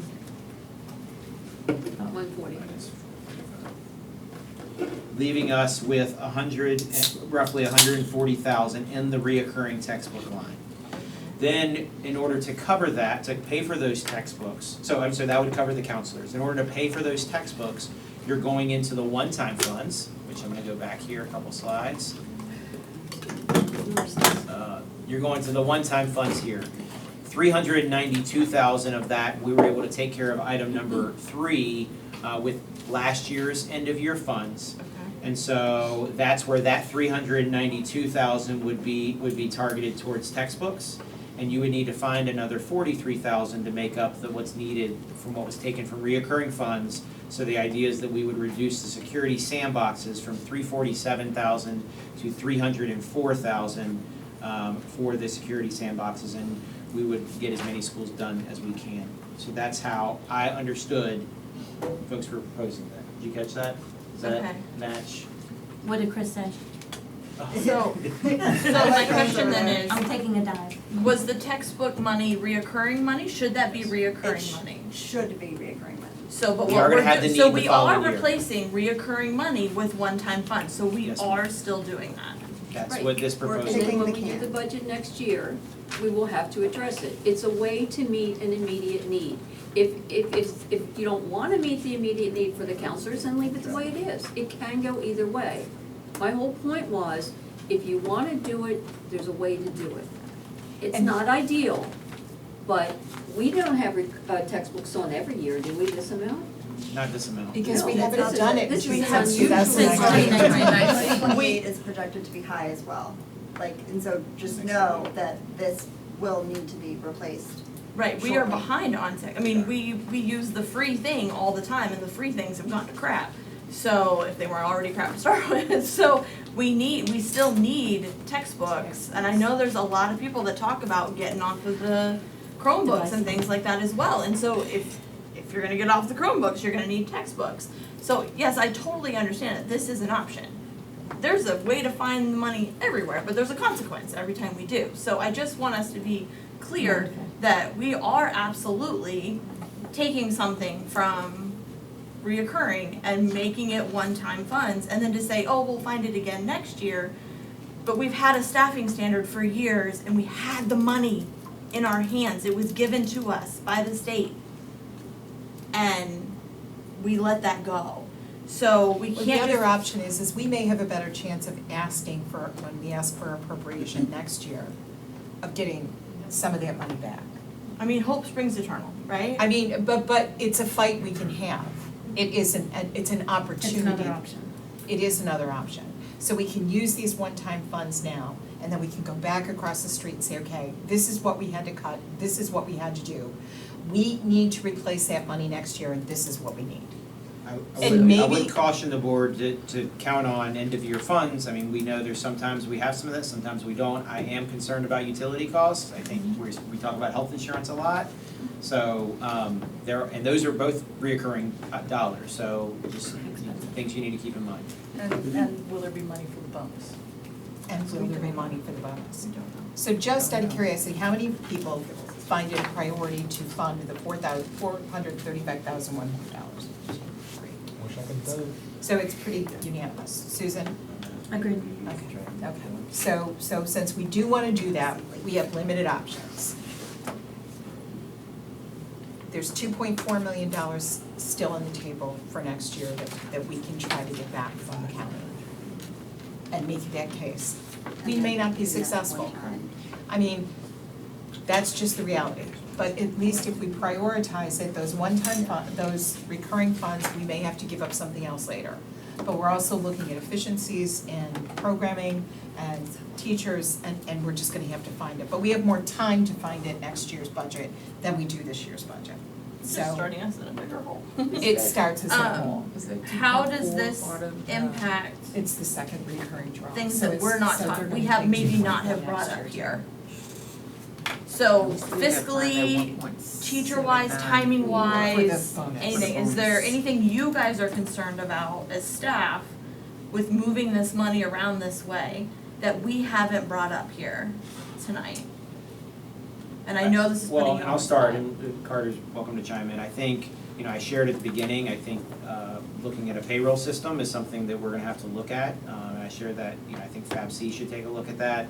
I am concerned about utilities. I think the hiring of the counselors, we were ready to go last week, and had some folks that, what I heard today is a lot of those folks are still not there. So we'll do our best and we'll go after it, and our HR team will, if that's the will of the board to include these positions, we'll definitely go after it and do our best. What concerns do you have, or things we need to be aware of? Just obviously the payroll system and the knowing that we're going into, Do we have a deadline on the payroll system? that's a very long implementation. Okay. So, I mean, it's a kind of like multi-year to get it fully like. What about, is the state required, because you said there were It's required requirements to for look for at some it. Does the state employees. have a deadline for Oh. you to implement? Right. I think, no, their This month. deadline was This month. passed, Their- July 1. Their deadline was July. Yeah, we're not. We're not gonna be. We're not in compliance then, essentially. They Is just that passed the correct? law. Okay. It just got signed June 30th. So is there any consequences? Yeah, they didn't give us the budget till, they didn't pass it till the Hold on, you 30th, guys, so. Okay, stop. Go Is there ahead. any consequences to us not being in compliance with this? That's up July 1st. I believe so, but I do not know the specifics on those consequences. Like a cost consequence or a what There's consequence? consequences, but I don't know how much they're enforced. Okay, Oh. okay, If that like, fair answer. So, Yeah. next year, what happens with the new rules with respect to FMLA? We're gonna need presumably more money to put in our share of that, is that for correct? the paid sick leave, Yeah. yes. No, So- paid paternity, Paternity, yes. parental, there we go, paid Paternity. parental leave, paid, all of that. Yes, so we'll have to adjust that with, along with all the other benefits when we get the rates, like, we know the majority of them because of the biennial, but that will be played into next year's budget as well. There's also some things we're looking at with sick leave for hourly employees that we came through. So that would include substitutes, and some other folks that I don't think they intended to include, but yeah, so we some. Do we know the cost on the payroll system? I know it's kind of gone up a little bit I over feel the like year it with was implementing. 600. 670, I would say. There's also like. Did you say Okay. 670? Okay. And it is a And there multi-year will be like, implementation, you've got. that's like implementation, and then there will be recurring. So that's another thing, like,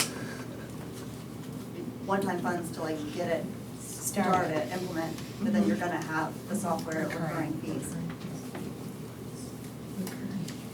So is that not in what we were given? Yes, so honestly, I thought it would complicate kind of matters, so I thought the Fab C could go back and take a look at it. We thought the one-time funds to get it started is something we should look at. And so that's where my recommendation was, to take it back to Fab C with a conversation around payroll and let us do some more work around that. And then as we knew more information around utilities, that utilities is gonna be a reoccurring cost, and we may need to patch it with one-time funds, but yeah.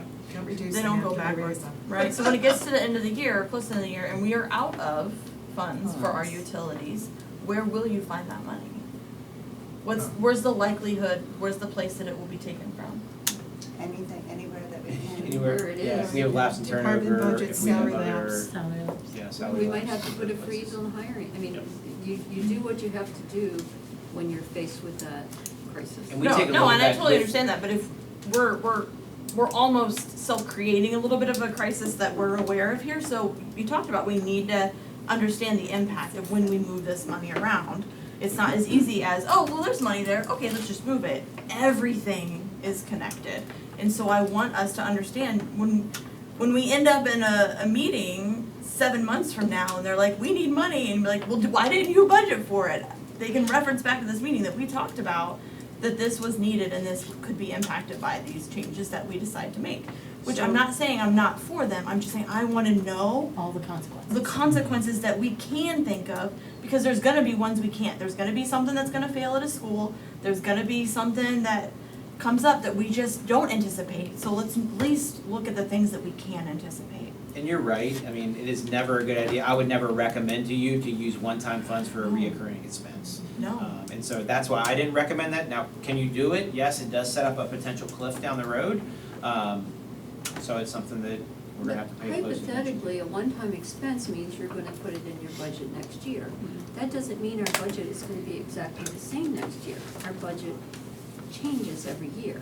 So there's no reason not to put it in next year.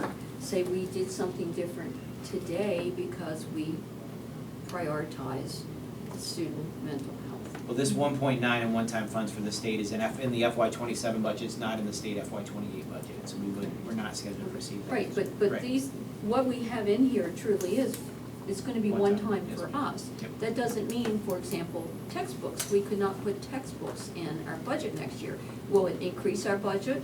Possibly, most likely, but Which it means- doesn't mean we wouldn't be in there. It just wouldn't roll over as part of, what the starting point was. So of course we can put it in there. If we put the money in there, though, we have to take something else out. Correct. And next year, we will still have to balance the budget, and we still have to deal with the $2.4 million that they're taking back next year. So am I correct that we anticipate, we're talking about using one-time funds for rising utility costs, but those will be continuing funds, right? So my recommendation part of this is to put more is only operating dollars. What I said is I think Fab C should take a look at our utility costs. I mean, at that point, we would only really be able to put, for the most part, one-time funds, end-of-year funds, those types of things in next year, as we monitor this increase that we're expecting.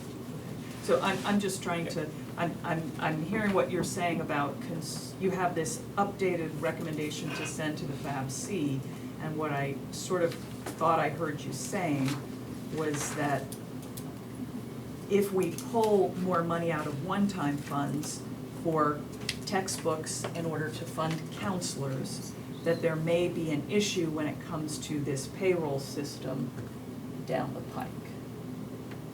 Potentially. Finding the money for that. And I'll also, point out on the textbooks, like, this year's textbooks is incredibly high because we've deferred so much stuff. 28's adoption, and Dr. Cambridge can correct me if I'm wrong, but it's expected to be $1 million more than So- FY '27. So what you're just be saying is you aware would of like, that as you're well. saying you would like us to just stick with what you've recommended. The reason I've recommended what I did is because I could not recommend a reoccurring expense out of one Right. time. You Then found a I- way to do that. Right. It can be done, and I understand completely the rationale and the need. I couldn't, from a fiscal standpoint, I'm not gonna recommend you a reoccurring Then expense out of I'm one time. changing my vote to just stick with what we've got here. It's sounding like when we follow this yellow brick road covered with money, that there's just so much stuff that's intertwined with it. And there's so much stuff that could happen and consequences. Since counselors are such an important part that we are trying to budget into, maybe we should move past this and make that our top priority for next year's budget. That's what I said. Exactly, yeah. So then we have the money to fully implement our counselors and we have our dream counseling team. Well, But and if we then it do- would be the 8 and not the 4. It would be the 8 and not the Exactly, 4. yeah. In theory, that's a great idea, but I can't look a parent in the eye who's commit suicide this year because they didn't have someone to talk to. I can't vote for that. I'm a no. It's We go completely back. understandable. But we can use the stage rigging repairs in the amount of $392,000, which was proposed to be used, but is no longer needed because we used this year's money. So that's $392,000 that is available. So One-time And I funds, know yeah. what you're, yes, it's one-time funds, but it can be used for some of these other things. And I think you mentioned, we haven't spent money on textbooks in the past. That's part of the problem, is that we put it off. And if it's gonna be $1 million more next year, that's another issue we're gonna have to deal with when we deal with the budget. So I go back to, is this a priority? If it's a priority, then make it happen. If it was a priority because we listed it as a priority as our board, and that is how we chose before this went across the street. And then once it did, it was all of a sudden not a priority for some reason. So we can say that we need to make it a priority, but when we do, we've repeatedly cut it and cut it and cut it. So what I'd love to do is say, yes, it would be a priority and it will remain a priority for us as a board. Us setting priorities and then pulling that funding out from underneath our staff and our students is absolutely disappointing and absurdity. And as mad as he is, I am, It didn't have to happen. it didn't have but to happen, here so we now, are. yeah, here we are, and we've gotta make this decision. Here But- we are, exactly. So- Here we are, we have a certain amount of money and we have to approve it. So do we want to defer the 8 the counselors until next year? Four. Do all 8 next year, make it a priority? No, I don't. It's probably not gonna happen I don't think we next year. can. They- So that's, are they still in the shoot, right? Do we still have? No, he said Our that team we is couldn't saying tell. that they would make a run at it, you know, they, again, we had them kind of in the hopper, we had,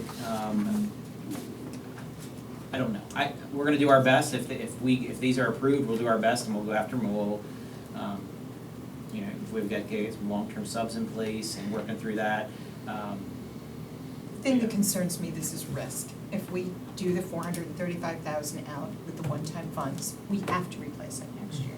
We have to replace it with recurring funds. And I don't know if it's better to hire 4 counselors that we may have to let go next year, or to wait till next year and hire the counselors, making it a priority. But we're not suggesting using one-time funds for the counselors, we're suggesting paying with the, for the textbooks. The textbooks. We still have to. With the one-time So, funds. so that was It's a gonna be my difference. question. But Do we the have money's to still pay going for the round robin. textbooks It's just a different 500K bucket of every money. year? Yeah. it's for the It's new money adoption next each year, so we Okay. have an additional So as they adoption. update them and. Yeah, so as we We pay haven't it this paid that year, much it's in for the next past, year. it's just. We haven't been it's buying catching up to textbooks. us. Yes. Everything catches up.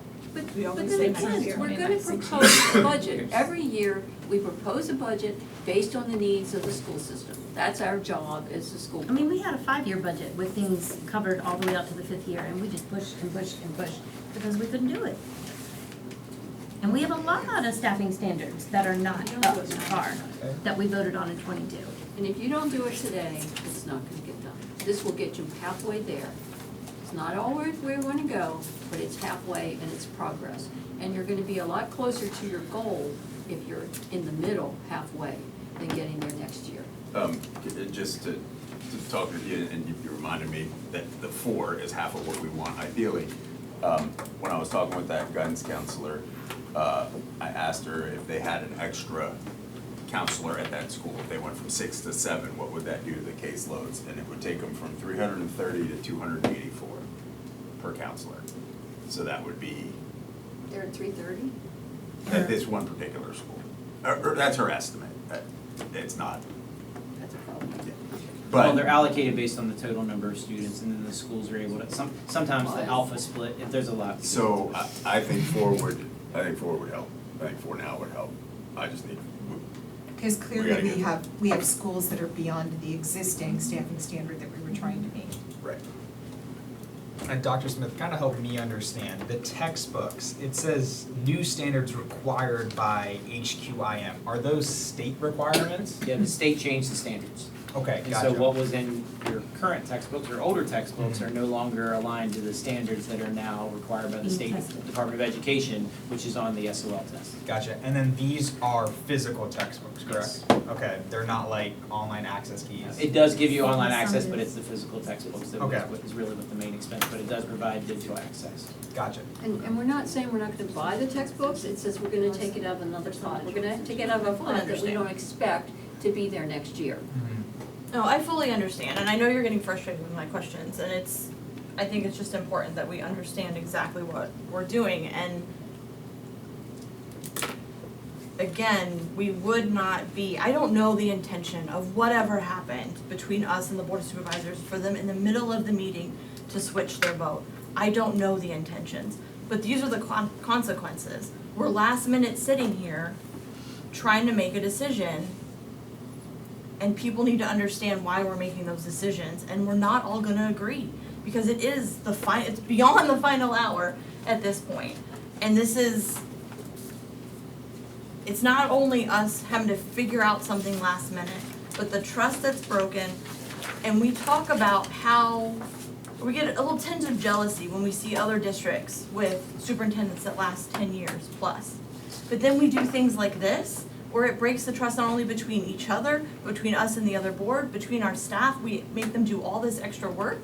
And I think it's important that we sit in that consequence and understand that this is what happens with simple things that we do. It hurts our kids, it hurts our staff, and it has ripple effects from year to year to year.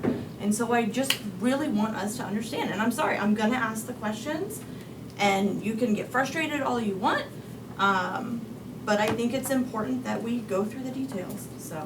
There was a reason that we were conservative about what we were willing to give back. Because we Yes. were concerned about unknown unknowns, and it turns out the utility was a big unknown unknown. So the question is, on the table, do we play play the shell game with the money and get the 4 counselors, or do we defer it to next year and get all 8?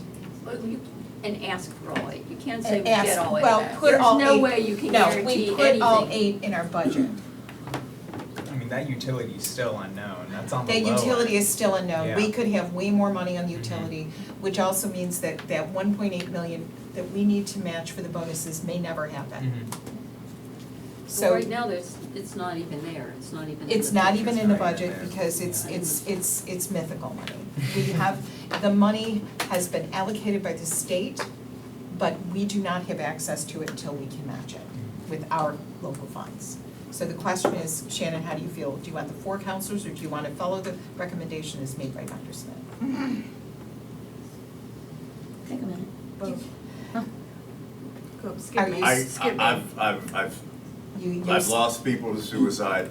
So I'm you're never content- gonna look a parent in the face knowing that I could have potentially prevented it. I am an absolute no on not getting 4 counselors. Ms. Healy? Mr. Reagan's convinced me, Okay. so I'm You good want, with it. I am definitely one of 4 counselors. I've always said that, that was my biggest focus was the mental health Dr. Chase? aspect. I'm gonna, Go with the recommendation.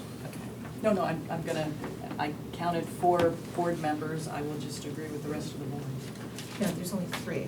Oh, Susan sorry. did. Counselors. Okay, we have the 4 votes. We're gonna move the money. Straw votes.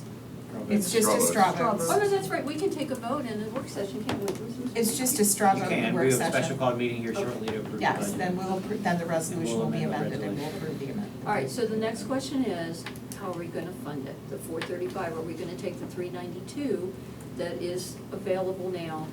It's the least painful approach at this time. It doesn't mean we're not gonna have to go back later on and relook at it if we have to have more expenses, but the least painful approach would be to take that 392,000 that was freed up from the one-time money and Yes. use Use you that, know, and then either see the if we can textbooks get and any the bus, additional or the buses savings or a on things combination like the of the two. sandboxes or But something, then, maybe not and to then all the the schools. balance, the 140, did you say? 43,000. So there's, the 43,000. counselors cost 435,000, you would need it, yes, and so in order to replace 143? that, yeah, in order to replace that with the 392, you need 43 additional All right, $1,000. so the And that's 43 why I rec- additional, and Dr. Smith, Yep, I the guess sandboxes. reluctantly, we take that from the security sandboxes and reduce that expenditure by 43,000 to 304,000. 4,000. That way, we get the counselors, we get everything that's on here, we're just, the only And we'll direct prioritize impact the is sandboxes. reducing the security sandboxes by $43,000 and using the money that was freed up. It's no longer gonna be available for whatever, but we have identified a use for it, which would be now for the textbooks. Now I got a question here. Let's say a construction worker leaves the AC on in one of the schools. Utilities go up, what do we do after that? Well, we're gonna have to deal with, they've already told us that we're not putting We're enough not sure money what into utilities, utilities. yes. We're gonna have to deal with that when they know in 3 months from now, how much it looks like we're gonna be behind. So it's a big gamble. It's a big gamble. So, High risk, high reward. Well, if you wanna address it, then you have to cut something else. Then put more By all money in means, utilities yeah. and cut something else. Whatever you add, you have to subtract. It's just a money Have moving to game, yeah. balance. So I'm just double checking, so the FTEs for counselors, Oh, the sandbox, I thought you were talking about the I'm counselors. sorry, How I, many schools? yep, so the FTEs for counselors goes from 111.5 to 115.5, is that correct? frankly, are you looking at total counselors or high school counselors? I'm looking at total counselors, that line in the budget book. And what schools would those work in? Oh my gosh, you okay? Let us take a look at that. And what schools would get those for? We have it, I don't know that, I don't have it off the top of my head, in terms, we were looking at what the ratio would be. And we probably would Of the- pull new numbers to see where the 4 counselors would go. Of the We'd 6 look high at schools? everywhere Oh, and it's but gonna Forge. depend on the numbers that Everywhere we but Forge reduce and for Hartwood. too. Everywhere but Forge and Hartwood. Okay. And that, I was gonna ask that if we have 7 high schools or 6 high And it's forced schools, because would they be it's a lower itinerant? population in Well, Place that we is. take the number at 4 when the district didn't stay. That makes sense. So they're, and Hartwood So is the- always in class. All funds counselors was 111.5, the operating fund was 107.5, so it'd be adding the 4 or 8 or whatever we did to the 107.5. So what's so you said 111 is the, tell me again. 111.5 is all funds, so that includes like the governor's school counselor and things like that. Sure. So it would be increasing the operating fund from 107.5 plus H, so 115.5 in the operating fund for counselors. So for the operating, it goes up to 111.5 now? Oh, no, You did 4, four. 111, yeah. Sorry, yeah. I thought we were doing the 8, I'm losing my head. 4. Yeah. Oh, we'll take 8. Yeah. Where are we gonna find that? So We have if to rob a bank. 17 months. if we do these 4 counselors, which sounds like we're doing, are we still aiming for 4 new counselors Yes. in next budget? Yes. Yes, Okay. we will request it in our budget, but we have no guarantees that it will be able to Gotcha. fund We it. may have to Okay. aim for more than that because these 4 are going to the schools other than Hartwood and Ford, so we may need to look at this and say, well, maybe we need 6 next year. I don't know. Right. We need more. We just don't know that number until we come to the budget next year. Okay. But this is risking, say we don't have money, we're risking that we will lose 4 counselors after that. Correct. If we do not get recurring funds, we will have to let them go. Okay, so we need to budget, what, No, They're in recurring. no, they're in recurring Oh, they're funds. recurring. What we took it out Yeah, of was textbooks. Yeah. We've already been told Yeah, we're that's gonna it. need We have to that. find money for the So we're- textbooks, so it is in Okay. recurring. So- That's what I thought it Textbooks was. and another Okay. So we'll have 4 400 additional for more counselors next year. 435. Well, if we can find them. Yeah. If we can't find them, it'll be salary lapse money, which could pay for utilities. Then you need 4. Okay. So we're talking saying about that that four extra. Yeah, this problem, That's how we end up with a lot of the four-year surplus. that Okay. before, We weren't able to fill positions because we couldn't get anybody to come That's apply. yeah, like, I think it's just a list of options, so you actually end up at 160, which is fine, but like, if it's really quick and it's all this psychology. Okay. All right, Are so we good? I'm just wondering- We are, you know, and we can proceed. One of the thoughts was to take the one-time list back to Fab C, but it seems as though right now you've kind of worked through some of that. Yeah. You know, there could be additional priorities around, like I said, utilities or The going with the payroll. payroll Payroll. system. But we also, you know, so I just want some clarity there We in terms also of. need to take it back to Fab anyway and find out what, if we reduce the SAM by boxes by 43,000, What schools are how, affected. what schools are affected So- and how are we prioritizing those? To that, I just did some quick math. 43,000 out of the 347 is 12.5%. That's why I was asking the number, because I want to see, okay, if there's 28 schools, 12.5% of 28 is what, I just wanted to kind of have a picture of Do how the many new schools schools would happen not already? get the same boxes based off of New that. schools have the same Were they boxes. put in already? I'll have to double check on that. And are we putting them in the schools we're rebuilding? Again, I'll have to double check on it, but Right, I'm because not maybe 100%. Drew could wait for the new Or school in Hartford. I mean, could Hartford. we possibly have some excess from these other projects when they're done? Could those be purchased also with We also have money a from question when they reserves that are ask left that over question. from our construction? Lots of questions. We didn't bring a lot of things on the specific one-times, but happy to bring, if you have those questions, we're happy to All get right, the do you information. and wanna bring it That's back. a good reason to Fab C. take it to Fab and have that discussion. Now, you already have 392 off the top already, right, Yeah, that will go right. towards textbooks, you know that'll be off, Right. off of this list and kind of spent. And we'll already have, Yeah. 43,000. 43 off of Right. the sandboxes. Right. So when we bring that That's back off to the Fab C, 1.9. that's what it would be. Okay.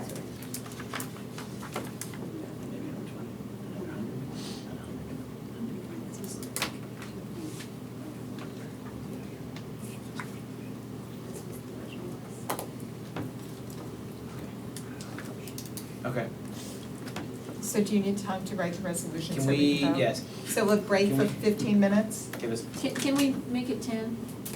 we will work as quickly as we can. Well, Okay, As long as we break, because Yes. I got beat. we'll recess and then we'll. As soon, we'll recess, and as soon as they have the resolution, we'll vote. Reading it, like,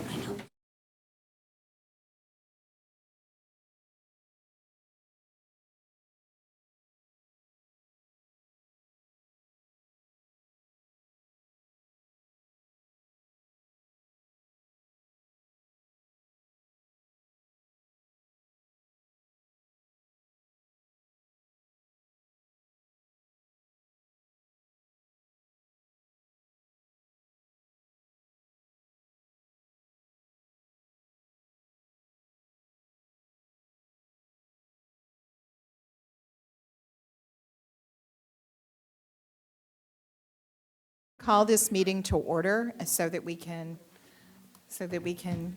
vote. So we are considering this is to consider the adoption of the FY '27 budget. Can I have a motion? Oh, Motion call in to- order and roll call, Oh, call. sorry. Sorry. I was. Ms. Blackwell? Dr. Chase? Here. Ms. Davis? Ms. Fingerholz? Here. Ms. Healy? Here. Mr. Koreshi? Ms. Randall? Here. Mr. Regan? Here. And Dr. Warner? Here. Madam Chair, you have a quorum. Motion to approve the agenda. Please cast your vote.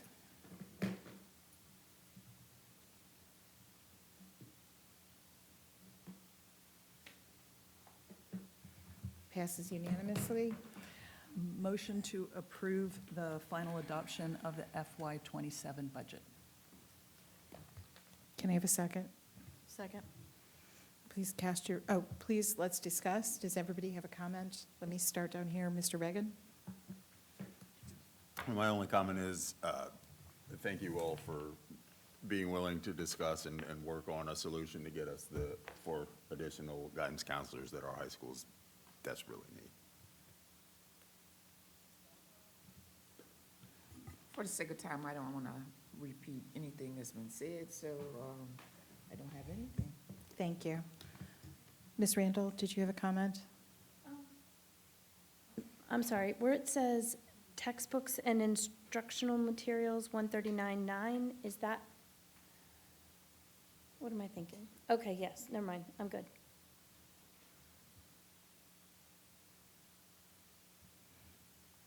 Any comments? Ms. Healy? No, I'm gonna support this. I think between, what Mr. Reagan presented and the discussion on the board and the students' input, that the counselors, are an absolute priority, and I'm glad we're gonna at least start to get to our goal. And I hope as we discuss, we'll put that on at the top of a priority for next year's budget to get the other 4. Thank you. Ms. Fingerhold? No, I don't have anything, thank you. Dr. Chase? I will be supporting this resolution. It's unfortunate that we are here tonight. Our budget must be balanced. Unfortunately, we will be using one-time funds to supply the counselors will be, it's a shell game with the money, but next year we will have to find that money in our budget. I just want to clear up a couple discrepancies. Number one, the Board of Supervisors did not prepay our salaries. We cut staffing and deferred staffing in order to cover the raises that we intended to give, and we had asked Dr. Smith to prioritize those raises, and he did that. I want to thank our state delegates, Stacey Carroll, Delegate Cole, Delegate Franklin, all of them worked very hard to help us get these additional funds. Our state senators also did. It's unfortunate that this is the way it's worked out. The other part of this problem was not getting the budget until June 30th, with a fiscal year that starts July 1st, puts a lot of pressure on us to make these decisions in a very short period of time. I would additionally like to say that we had made an offer to the board to work with the Board of Supervisors with what we felt was a reasonable amount of money that was conservative, that would not put our budget in jeopardy. And now we are faced with cuts that we have to make, utility bills that are going up 24% and other things, and that is going to create a problem going forward. There's always unknown factors in a budget. You do not start your fiscal year by cutting millions of dollars out of it. It just creates additional problems. But here we are. We have a resolution. We've got the additional counselors, so I will be supporting it. So please cast your ballot. Vote.